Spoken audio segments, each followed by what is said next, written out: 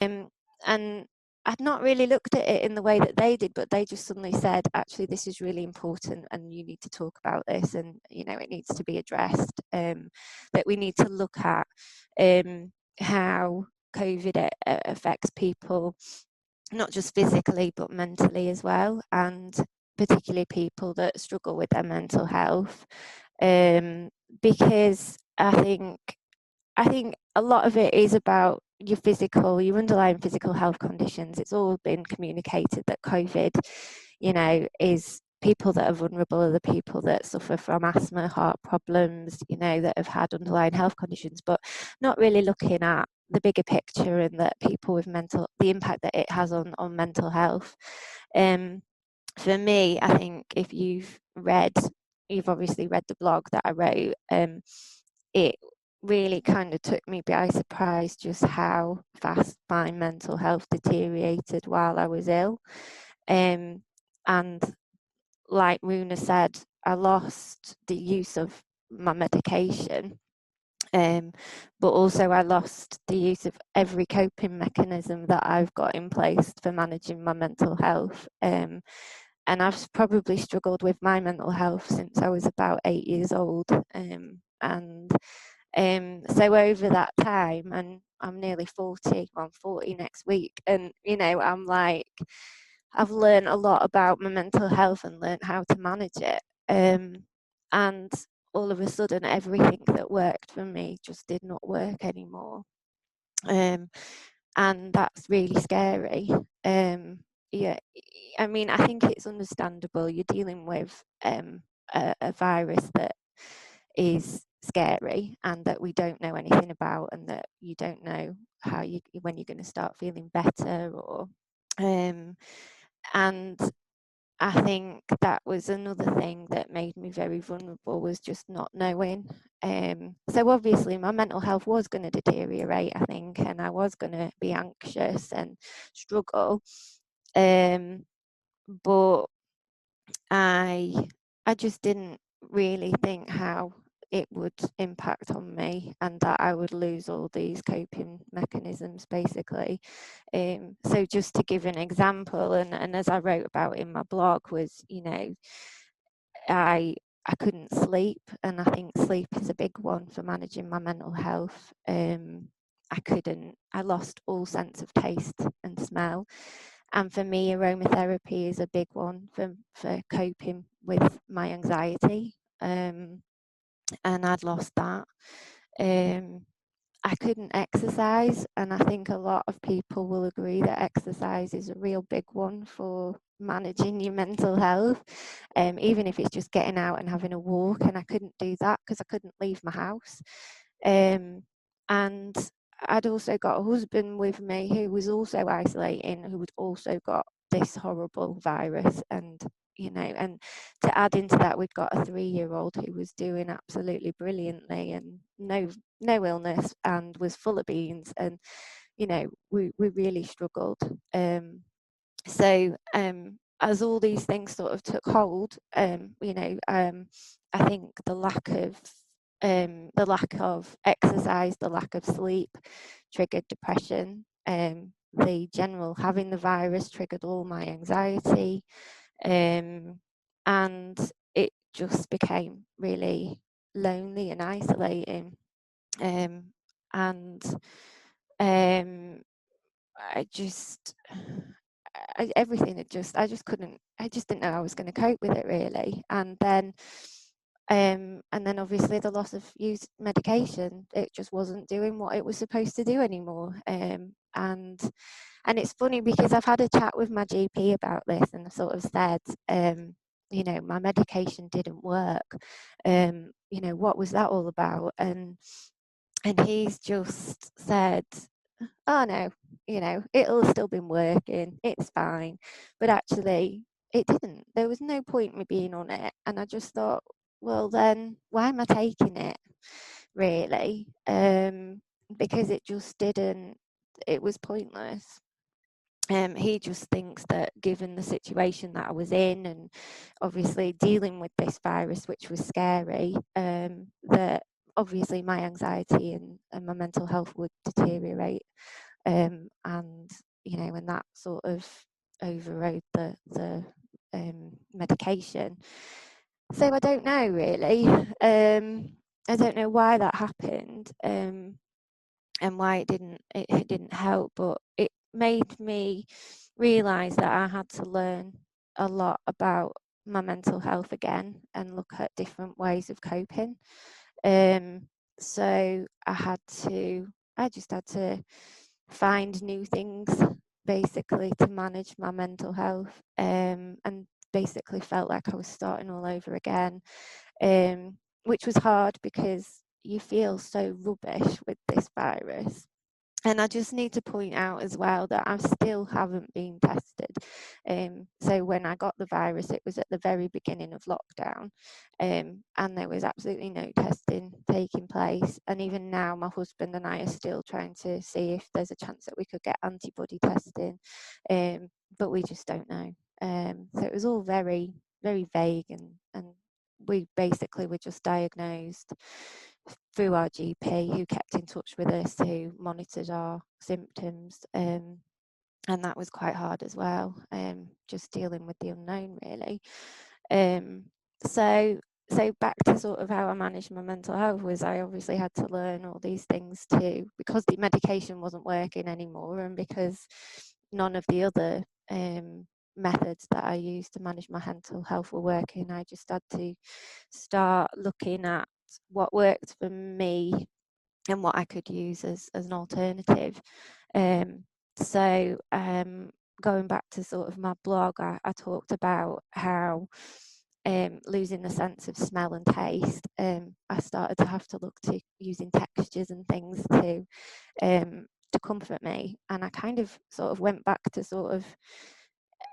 like a childlike state and started doing things that my mum had done for me when I was younger and when I was ill. So she'd put a hot water bottle in my bed, and I'd have my childhood teddy bear. So I went and dug all that stuff out and started doing that at night because I wasn't sleeping, and used that as a comfort in replacement of the aromatherapy and the you know that did help, and then I looked at, because I'd lost taste, so having warm drinks and things didn't really help, whereas a cup of tea might have comforted me. It didn't.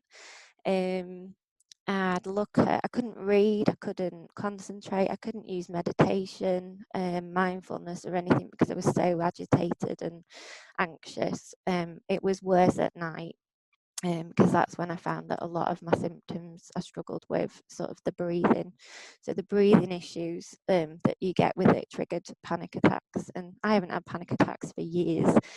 So to suddenly start to get them again was a massive, was frightening really. And obviously I couldn't deal with them in a way that I used to deal with them. So then I started to look at things that would maybe relax me. So I started to do little hobbies with my little girl. And that was like colouring. So we coloured so many princesses in, and we planted seeds and things. And even though I felt pretty rubbish, I could sit with her and do these little hobbies, which took my mind off how I was feeling mentally. And as I started to recover from the virus, I started to look at different forms of exercise, whereas things like running and used to be a big one for me. I couldn't do that anymore, and I still don't think I could. So I'm doing yoga at the moment, and I've found this wonderful woman called Adrian and her dog Benji on YouTube, and we do half an hour, 25 minutes. And I found that was great because she does different levels, and I could do as much or as little as I wanted to. And actually the yoga was starting to help me mentally because of the breathing, and that is quite hard because your breathing, it hurts to breathe when you've got this virus. And but actually, as I started to do more yoga, the breathing got better and the pain started to go away. So it was very, very therapeutic. And just also made me feel less isolated, because she's so upbeat and she's friendly and everything, that she actually made me feel better. It was like having a friend in the room. So that was brilliant, and sort of a bit of a game changer, really.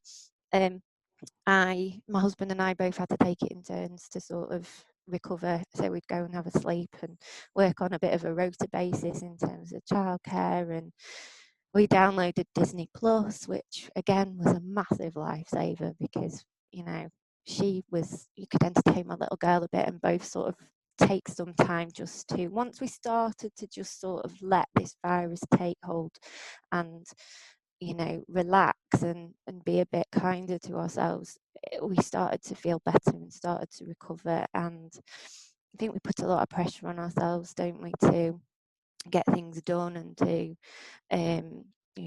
even when we're ill, we're still trying to do stuff and still trying to live out every day and get everything done that we need to. And once I actually stepped back and thought, actually, I don't need to do any of this stuff, and the house is okay, we can leave it, we can let it get filthy and horrible, and we'll eat rubbish, whatever we have to do to get through the day. And once I started to get into that mindset and stop putting that pressure on myself as well, and I started to feel much better.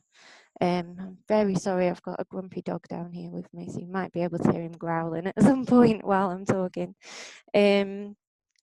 And as I got better and started to feel better in myself, I started logging on and going back to work. And I've realised that work is actually a real good thing for my mental health. I realised that I go to work to to be with my colleagues and to do something that I feel I'm doing worthwhile, and logging on actually really helped me. I did feel rubbish, but it actually helped to be doing something normal that I would normally do, so bring a little bit of that old routine back. So the medication not working, I think if it didn't work, then I always felt like I was coping all right without it, to be honest, to the point that now I've sort of gone back to my GP and said, I don't know if I want to take this anymore. We're gonna start reducing it. If I could get off my medication, it would be amazing, because I've been on it for so long. So looking back over this whole period of being ill and trying to deal with my mental health, I feel like I've sort of come out on the other side now, that actually I feel like I'm a different person to the person that I was when I got ill, just before lockdown. I don't want to be that person that I was, like 10, 11 weeks ago, rushing around, trying to do everything, trying to please everybody. I've slowed down. I don't think I need to take that medication anymore, because I think I've found new ways to sort of manage this anxiety, these panic attacks. I managed to do it on my own without that medication, I think. And I guess we'll see as we start to reduce it. And then that sort of leads on to some new anxieties about going back to normal life, and going, if we have to go back into the office, what's that going to be like? Because I really don't want to do what I did before. I don't want to go back to that normal routine, because of putting these new things in place to manage my mental health. I want to keep doing them. So I do, me and Adrian and our yoga, we do it every morning before work.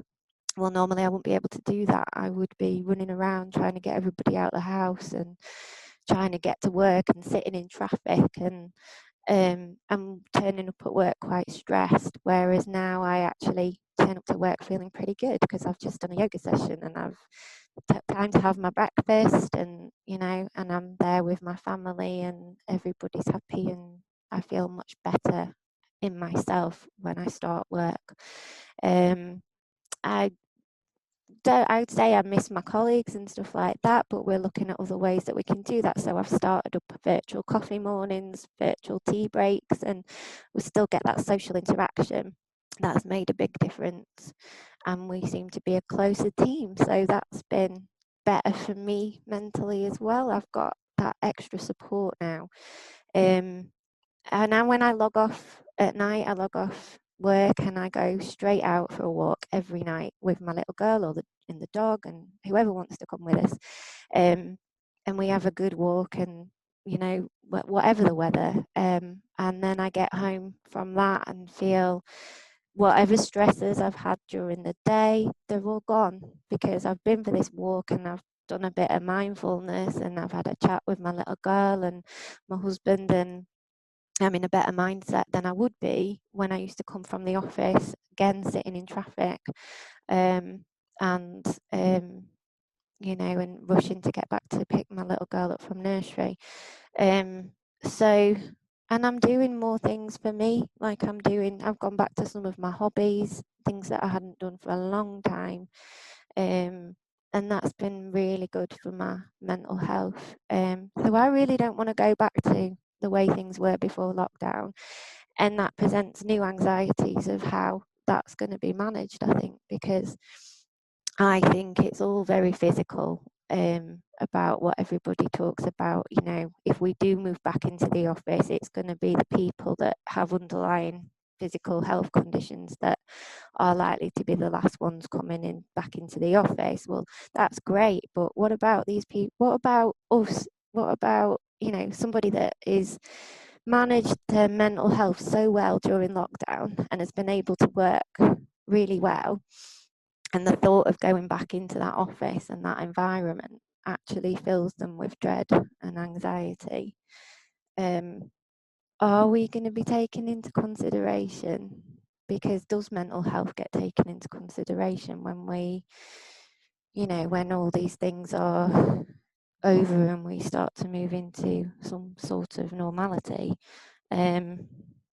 Because, you know, that to me is a real issue there. And, you know, and I don't think that we always do get taken into consideration given our mental health. And, you know, are we going to be asked those questions about how we feel about going back to normality and how we want to work going forward? Because the thought of it for me is that I really don't want to. I don't want to go back to the way I was, because I think I'm a different person now, and I think I'm doing okay, and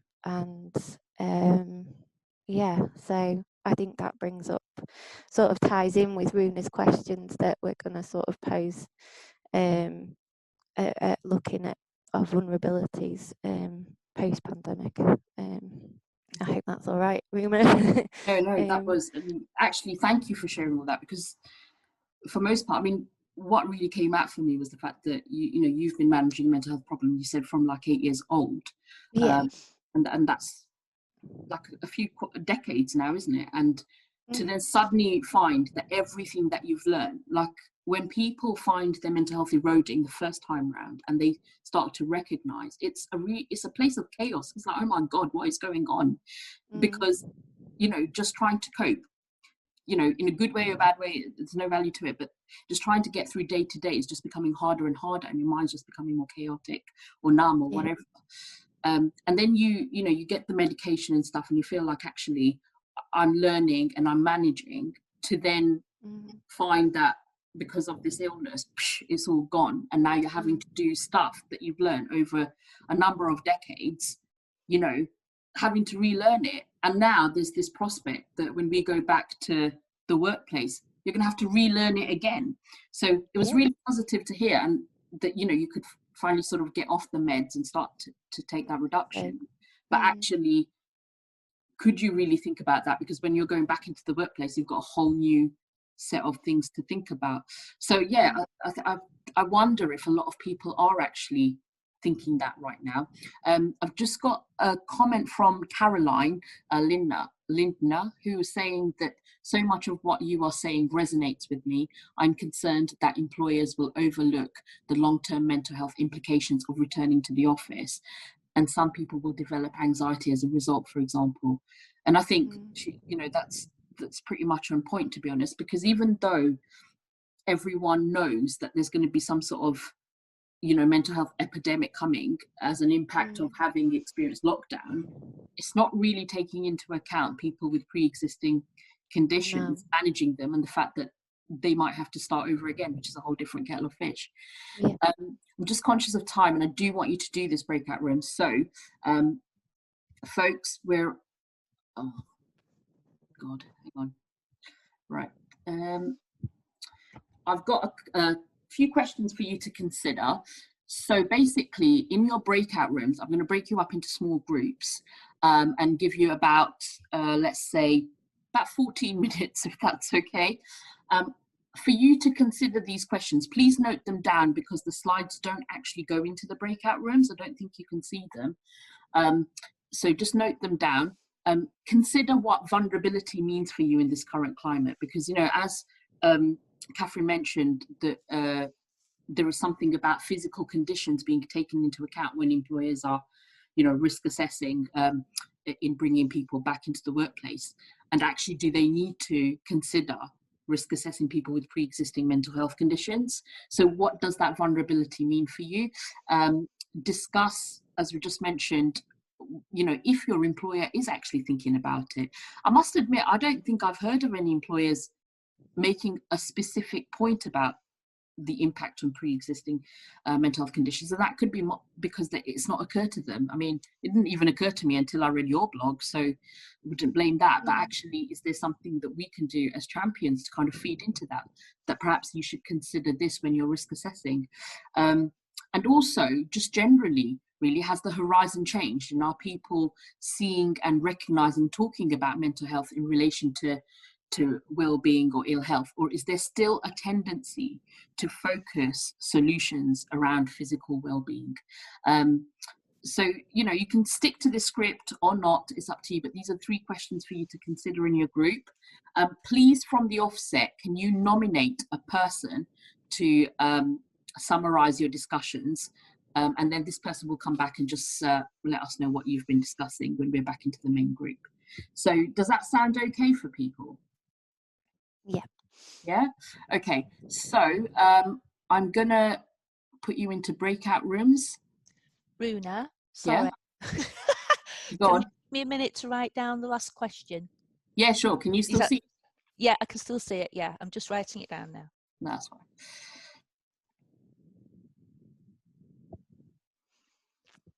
Sorry, I'm slow. Take your time. Let me know when you're done. Yep, done. Yeah. Thank you. Okay, so there are 4 rooms with 4 people in each room. I've just opened them up. When it's time to finish, it will give you a message saying you've got 60 seconds before it kicks you back into the main group, okay? So if you could just join, that would be fantastic.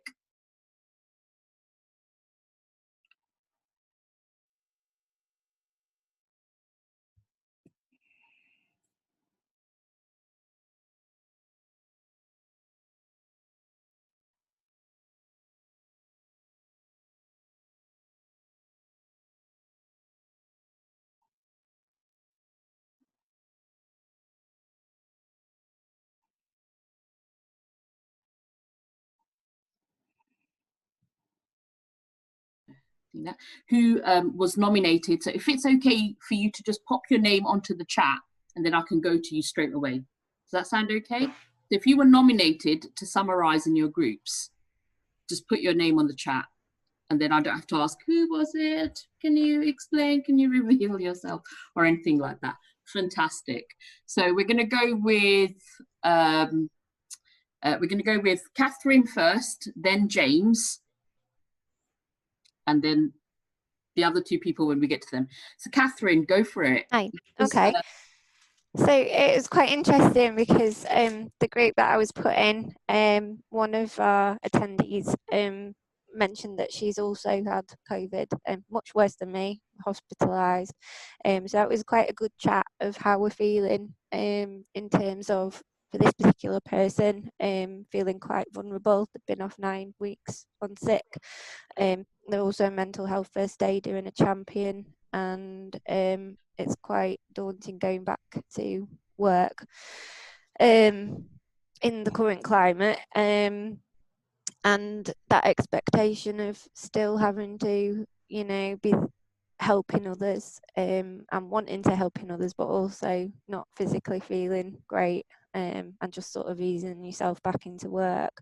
For this particular person, they went back on to work at Mental Health Awareness Week, with people expecting them to be doing something, and you know, you can't be normal straight away. It's taking time. You don't just recover from this illness, I think, like a cold or a flu. It's you know, it lingers. And you know, there's a lot of pressure to sort of get back to normal, and crack on with your job, really. So we had a little bit of a discussion about that. We don't feel that employers really sort of account for that, that much. And we did talk, you know, some of us are, you know, we've been quite lucky that our employers have been good, and but there's still that thing of not really accounting for how people might be feeling at the moment, going back to work, both physically and mentally. So one of the members in my group had been told to return to work as normal, and is now actually finding themselves in an office, a very big office on their own, and that there's been no discussion prior to going back into the office. So, and I think that's quite interesting, actually, that employers are not doing that, because why wouldn't you?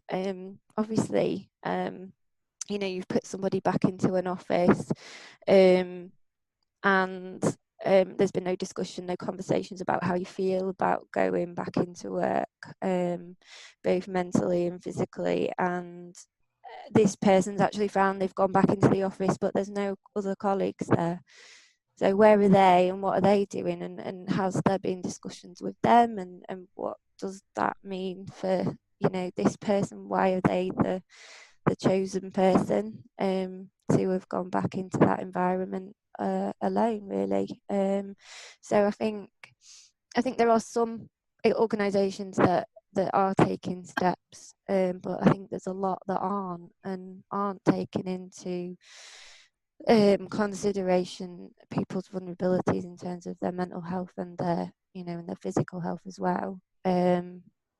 And then, you know, going back into that environment, it's having an impact on people then, you know, being able to see other people. For example, one of people in our group said, you know, they've got a friend, you know, their best friend, and now that they're going out and going into work and stuff, then that makes them even more high risk to actually being able to, you know, maybe see that friend at a socially distanced, in a socially distanced way, because they are actually out and about now. They've not been out and about for 12 weeks, so all of a sudden they are thrown back out there, with no discussion or conversation, and they said that actually that's had a real negative impact on their mental health, understandably, I think.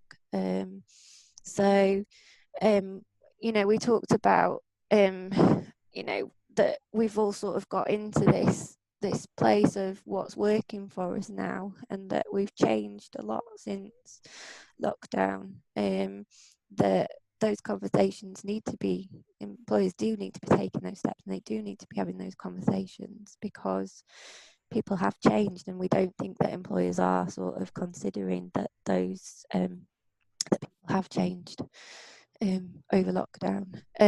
And we just finished up on looking at, you know, the horizon changes, and are people sort of seeing and recognising the mental health as well as physical focus? But actually we don't think they are. You know, you listen to Boris and it's all about the physical. It's not there's no sort of conversation about mental health. It doesn't seem to come into it.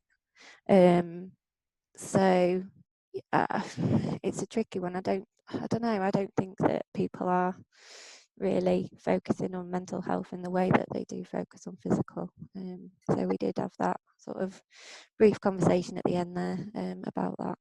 So yeah, that was our group.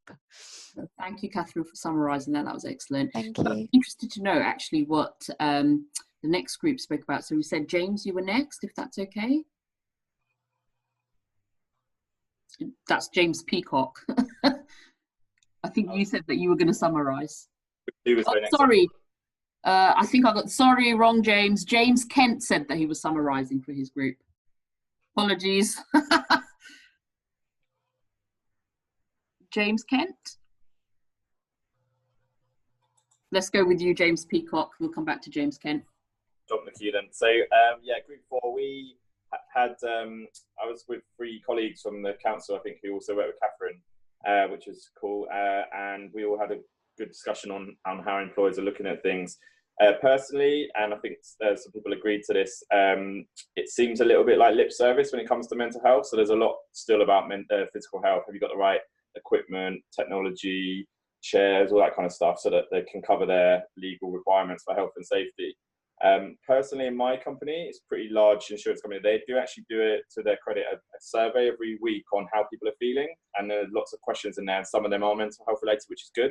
At the start, they have this at the top of the survey, like 5 smiley faces, 1 sad face, and then it gradually gets to a smiley face. And when it first all happened, this crisis, first few weeks, I really struggled, and I'm sure everyone else found it difficult as well to adapt to that. But then once I got into the swing of things, so I used to like working from home anyway. When I was feeling unwell with my mental health in the past, I'd always work from home rather than take time off sick, because obviously time off sick counts against you. Whereas when I was at home, I was able to still work, but in an environment that I felt safer in and less overwhelmed. And I think people used to judge that a little bit, but now everyone's doing it and it works. So there was no need for that to be a judgmental thing. It's actually, if it helps people with their mental health, then that's a positive thing. But back to those smiley faces. So gradually over time, I was moving up that scale to the point where I think last week or the week before, I ticked the happy face on the right. And in our team of about 40, a big team meeting, it's all anonymous. And one of the managers asked, she was really surprised, like, why would anyone be happy in this current situation? And I felt quite ashamed actually to be happy about how I'm coping with this. So I didn't bother to do the survey afterwards, the week after. I just thought, like, surely it's good that some of us might actually be finding this helpful for what we're doing at the moment, rather than almost making them feel like alienated for being okay with this current situation. So anyway, so that was one thing I just want to say. But I think in terms of mental health, everyone's talking about it more. Like, a lot of people are now understanding what mental health is because it's affecting them personally. But I think we made the distinction between mental health and mental illness, and the fact that a lot of us have experienced this for many years or in the past, and now some people are starting to see that for their own through their own eyes, and maybe that will help with empathy. But I'm not sure whether the employers have done enough yet to sort of bridge that gap. Yeah, I agree. I don't think they have. I mean, there are resources out by ACAS, and there were a couple of others which I will send to you all in the follow-up. But I don't think they actually mention anything. I think it's more about social distancing and the impact on people's mental health, the potential impact, but not actually supporting people with pre-existing mental health problems. So anyway, tell me what you think when I send it out to you. So thank you for summarising that. Then we've got Claire Richardson, who's happy to summarise for her group. Thank you. Sorry, I think Caroline's going to do it. Okay. Sorry. Sorry.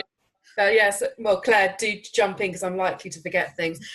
So I think, you know, what's been said already, we, you know, reflected in our conversations too. But we were talking about how actually getting into a routine at home and actually coping with this situation, the thought of going back into the office sort of fills us all with a bit of dread, to be honest. And I don't think organisations have really anticipated that people will be feeling that. Where I work, we have done one survey. I think we should be doing regular surveys like James's organisation is, because it's all been very practical, operational. There's been a few, how would you feel about coming back into the office? But it's not really been, it's as has been said before, it's been about what they're going to do to make the office environment work. I'm not sure that's the same thing as how you deal with people who have got pre-existing mental health issues, or indeed may develop them as a result of actually travelling into the office. I work in London, so the thought of getting on a train fills me with horror, quite frankly, and I can't believe I did that every day for 20 years of my working life now. We also talked about people who are on furlough or have been furloughed, and how that's impacting them, and the fear of actually going out of the house. And certainly where I work, some people have been furloughed, and I've heard some disappointing stories about them not being engaged while they're on furlough by their organisations. So for me, that's really disappointing. And we also talked about that we all work for different organisations, about definitely mental health well-being has come into the regular communication from the top, but I guess the proof in the pudding will be whether or not they walk the walk and not just talk the talk. So how's that going to be over the next few weeks and months as we get back to some form of the new normal? It's not going to be normality. And there's a sort of, some, I guess, mixed responses in our group about whether we think real change will come from this. And I think certainly we've got a new managing partner where I work, and he's saying and doing all the right things at the moment. I guess the challenge will be whether or not he continues that, and whether the organisation will accept it if he doesn't. So Claire, I don't know if I've missed anything.